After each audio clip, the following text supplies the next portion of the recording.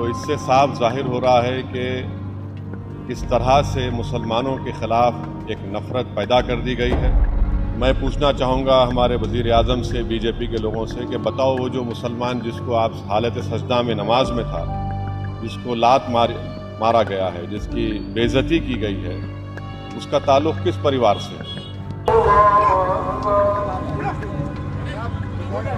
और दिल्ली में हम जानते हैं कि जब फसादात हुए थे तो कैसे एक मुसलमान को जब मॉब पीट रहा था वो अपनी जान की भीख मांग रहा था।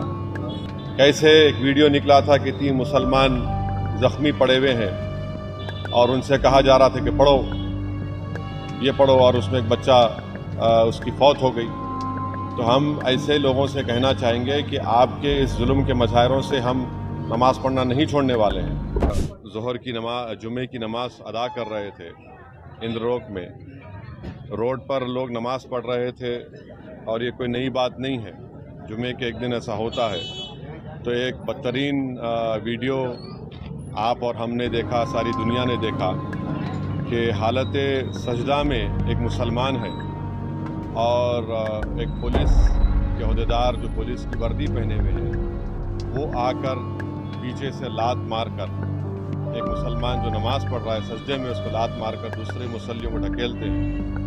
तो इससे साफ जाहिर हो रहा है कि इस तरह से मुसलमानों के ख़िलाफ़ एक नफ़रत पैदा कर दी गई है और किस तरीक़े से जो पुलिस का जो अहदेदार है उसके जहन में कितनी नफ़रत है मुसलमानों के ताल्लुक़ से।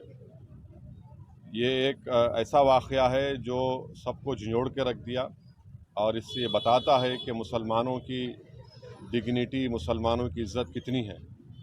और मैं वज़ीर आज़म से पूछना चाहूँगा, हमारे मुल्क के वज़ीर आज़म से, क्योंकि दिल्ली में जो लॉ एंड ऑर्डर है वो मरकज़ी हुकूमत के पास, सेंट्रल गवर्नमेंट, यूनियन गवर्नमेंट के पास आती है। मैं पूछना चाहूँगा हमारे वज़ीर आज़म से, बीजेपी के लोगों से कि बताओ वो जो मुसलमान जिसको आप हालत सजदा में नमाज में था, जिसको लात मारा गया है, जिसकी बेइज्जती की गई है, उसका ताल्लुक़ किस परिवार से है? किस परिवार से है वो? किसके ख़ानदान से है बताओ? आखिर ये इतनी बेइज्जती क्यों की जा रही है भारत के 17 करोड़ मुसलमानों से, जो इस वतन अज़ीज़ के आबादी का 14% से ज़्यादा हिस्सा है? तो ये तमाम फ़िरक़ा परस्ती और नफ़रत के मज़ाहिरे सारी दुनिया और हम देख रहे हैं, तकलीफ़ होती है, मगर इंशाअल्लाह ताला ये नफ़रत का, ये जुल्म का इंशाअल्लाह ताला ज़रूर अल्लाह अपने फ़ज़ल से और करम से, मुझे यकीन है कि इंशाअल्लाह ये तमाम चीज़ों का ख़ात्मा होगा और ये तमाम चीज़ें रोकी जाएंगी।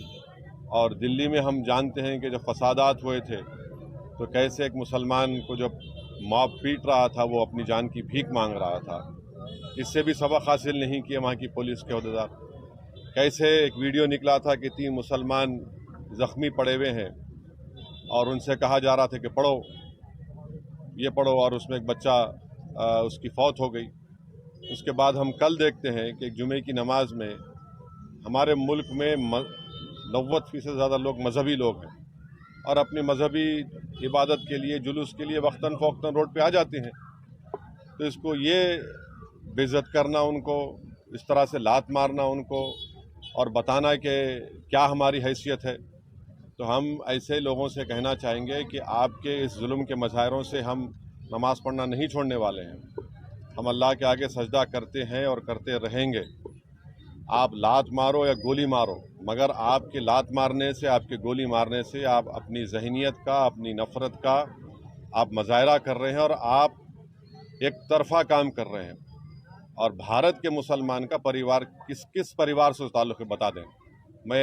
ये तमाम मेरा सवाल है उन तमाम नाम निहाद सेकुलर पार्टियों से, हमारे मुल्क के वज़ीर आज़म से, कि बताइए जो सजदा कर रहा था जो मुसलमान है उसका किस परिवार से ताल्लुक़ है, बताइए हमको। लोग